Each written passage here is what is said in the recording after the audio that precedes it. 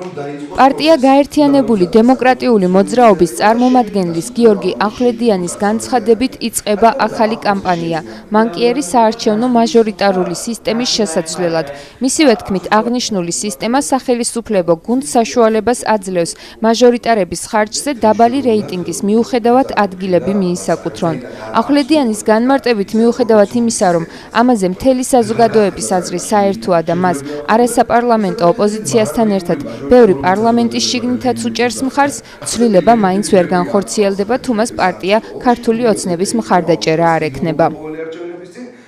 აქ საუბარი არის მაჟორიტარული სისტემის გაუქმებაზე, იმიტომ დღეს ჩვენ გვაქვს ერთმანდატიანი მაჟორიტარული ოლქები და იძლევა ყველა ხელისუფლებისათვის ეს სისტემა იმის საშუალებას, რომ აიღოს ცოტა დობა საზოგადოების მხრიდან რეიტინგი კონდეს დაბალი, მაგრამ პარლამენტში ან საკრებულოში შეიყვანოს ბევრი დეპუტატი. აი როგორც ქართულმა ოცნებამ თბილისში იქნა 44% დობა გამოუცხადა თბილისის მოსახლეობამ, მაგრამ მაჟორიტარები რომ წაიღო მთლიანად და ხელისუფლებას ყოველთვის მიაქვს ხოლმე მაჟორიტარები მთლიანად, შესაბამისად მან აიღო 75% დეპუტატებისა.